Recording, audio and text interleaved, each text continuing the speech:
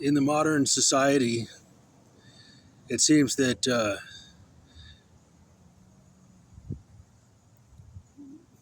royalty is a job. It's an obligation to an institution,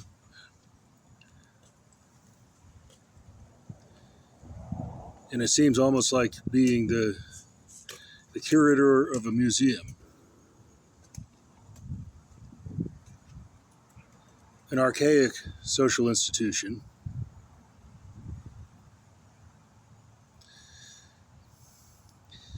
Because of the archaic nature of the royal institutions, it almost seems like a museum, and it's a job. So a lot of the work of the government is done by the prime minister. And as I pointed out, women are all above institutions. Women are above financial institutions because men earn money to spend on women. Uh, Women are above royal institutions. They choose to participate willingly, but not because of dependency on royal institutions. Things like money and official institutional hierarchy are things that matter to men. Racism, it matters to men. Racism, women don't need it, but men need to use racism against each other as part of a form of collective male competition. That's what racism is. Male competition and hostility between groups of men, but women are above racism. So I pointed out that institutions of slavery, women are above it, they always have been. Institutions of genocide, women are above it, and they always have been.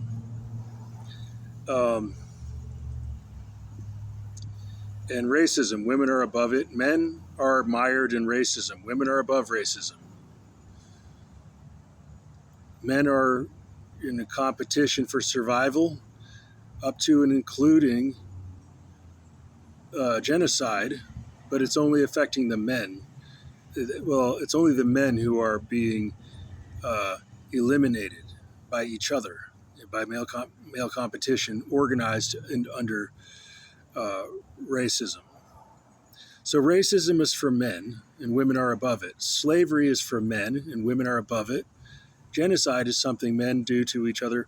Males suffer it, and women are above it, because women are the more essential partner in reproduction, because they are the ones who carry the pregnancies. So this was things that I revealed as part of my proof in social gender theory that racial slavery never occurred. So Abraham Lincoln was a charlatan. He was not really fighting against slavery. If you're fighting against slavery, you ask the women to please approve of the freedom to self-segregate, and ask the women to please approve of having more restricted or more limited choices among the men they can select. Please approve of having less travel and less mass migration and less social exposure to people of different races, and please approve of having a more racially insular and racially homogenous society so that we can have less male competition. So this is just an explanation for why royal institutions are not as important to women as they are important to men, and why women would leverage their social advantage of being in a royal family to take more partners outside of their royal family. Well, that's normal female behavior. Um, until the Pope and all the preachers and all the clergymen start preaching in favor of a more racially insular society, more racially insular and more racially exclusive, um, and building city walls in places like London and Paris and New York, building city walls and making racially homogenous districts, as in was in last century in New York City. They said there was a place called Little Italy that was Italians, and then there was Chinatown. Everyone's heard of that, and there was places which were Irish in Brooklyn, and there were places which were Polish in Brooklyn. And I don't know, maybe Harlem started out as a Dutch place. New York City started out as a Dutch place. So there were different ethnic groups separated from each other and different racial groups separated from each other. And people began to get more and more activist about pushing for racial integration because of some conflicts that had been unresolved. So there were cases where people were slow to resolve racial conflicts, and they wanted to escalate, and they wanted to let it be unresolved. And the consequences of leaving unresolved without negotiations, leaving conflicts unresolved, was that there was a campaign for more and more racial integration. In the long term, that's not a solution, and that only creates more male competition.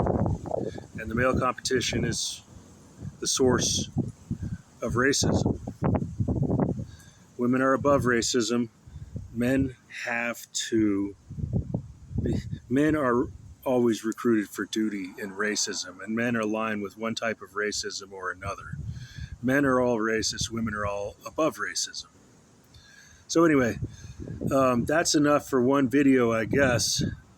But I just wanted to add some social context to the idea of royal women choosing men, and they probably have chosen some African men, maybe also some Chinese men. I've given them the suggestion that they should choose more often, that women should make an example of choosing Chinese men as a breeding partner. And Chinese men are reluctant because they think of a child of theirs, sort of not an orphan, but a stranded child of theirs left behind in a white woman's house with her new husband. Is everybody going to try to have sex with their child? That usually is what Caucasians do. If there's someone who's more African or someone who's more Chinese especially, everyone will try to have sex with them if they are the only one in a group that's majority Caucasian, that is. So if there's somebody who's a little bit African or a little bit Chinese, and they're in majority Caucasian society, and they're the only one of their kind, so all around for 10 miles, 20 miles, everybody's Caucasian, but there's like one girl or one boy who's a little bit Chinese, and everybody goes, ooh, that's different. Everybody wants to have sex with them.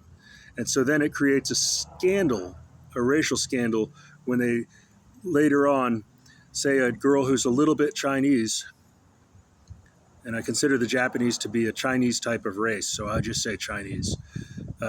So then later, international society becomes aware of her on, say, Facebook, and they say, everybody seems to have had sex with her. Why was she so promiscuous? They were presuming that she wanted to be promiscuous. Was it a racial stereotyping? Were they of the opinion that she must want to have sex more because she's partially Chinese? And it comes down to the ordinary lust of people of one racial type going for individuals who are slightly different, they're perceived to be slightly exotic because back in the 1980s, they were the only one of their kind in certain places in rural America. They were one of very few, and that's how it is. Maybe it was like that for an partially African person in somewhere in Asia, or someone more Chinese in a rural America. Now there's more diversity all over the place, so there's people are not perceived to be as exotic as it was. That was 45 years ago. 45 years ago, there was the perception in a rural area, there was no internet, and there was the only Chinese people we saw was Connie Chung on TV. And I think that probably happened to her. Connie Chung was sought after by a lot of men. So the Chinese men are kind of concerned if they make a child with a white or a Caucasian woman, a white Caucasian woman. If the Chinese man makes a child, and then the white woman moves on to her another husband after the Chinese man, does the Chinese man worry that his child will be stranded and will become a scandal of interracial sex through promiscuity exploitation? Will he be concerned that if he has a boy, that's especially risky, that the boy will be stigmatized as gay because of his race? And that's a common occurrence that has happened in white Caucasian society that makes Chinese men reluctant to want to make a child with a white Caucasian woman, unless that woman comes with him to East Asia. But the East Asians don't want to bring in a bunch of. He would have to be in Manila. He would have to go to the Philippines because they don't want a whole lot of mixed race people in Japan and China. So, race mixing places, places where race mixing occurs, where the Chinese male and the Caucasian female can be a couple and have children who are successful. Maybe that would be Russia, the Philippines, and Latin America. But they're still having to resist or oppose or voice their opposition to some Caucasian male behaviors that we all have to talk about, I guess, that we all have to have. If we have a lot of, let's say, if you have several male boyfriends in your sexual history as a young man or a boy, you have older men, and you have various men of various ages in your sexual history as your gay partners during the gay phase of your teenage years or your childhood or your young adult years, you should try to have a Chinese man that you don't try to get your pecker into him, and you try to counter the stereotypical behavior where the larger partner, the Caucasian partner, is usually larger. The larger partner usually gets his pecker into the smaller partner. That's what happens, and I think a lot of Chinese people are resigned to the idea that everyone wants to get their peckers into Chinese people, and maybe that's an advantage that they can make use of, but it's actually also frustrating, and it makes people unhappy that there is a lack of reciprocity. So I shouldn't have to say this, but more people who are Caucasians or larger people have to have more smaller male partners who are of Chinese or Mexican. And they have to accept them in a homosexual act. They have to accept them, and they also have to wish that their sister or influence their sister to give birth to I'm talking about the Chinese type of Mexican. I'm not talking about the Spanish type of Mexican with a hairy face. talking about the Chinese type of Mexican, and the most of all Chinese themselves, that they have to be receptive to them. And remember, let them up your butt. I'm not trying to sound like Paul McCartney. He says, let them under your skin or open the door or something. It sounds weird. No, let them up your butt. I'll say it directly. Because it's an ongoing travesty of a lack of reciprocity. And I think the African Americans will probably be more responsive first, and they will probably go, oh, yeah, he's right. And we'll have a lot of Chinese men up our butts and into our wife's vagina, into her vagina, and to get her pregnant, our daughter, when we'll make a partially Chinese baby. And some people are thinking that the Chinese African hybrid, well, the Chinese African crossbreed. I say crossbreed instead of hybrid. Hybrid sounds like a value judgment. We're saying crossbreed, but that's what I think people will agree to say as a crossbreed instead of a hybrid.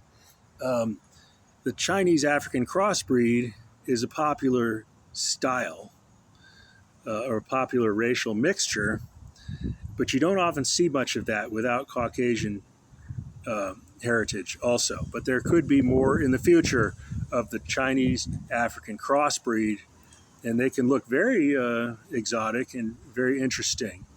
And the African genetics can add some value to Chinese genetics, and the Chinese genetics can add some value to African genetics. But one thing I will say is that those who are African and Chinese in Africa, they're worried about, well, getting people thinking they're weak or too small, and trying to get too many of male partners trying to get their peckers into them because of their being partially Chinese.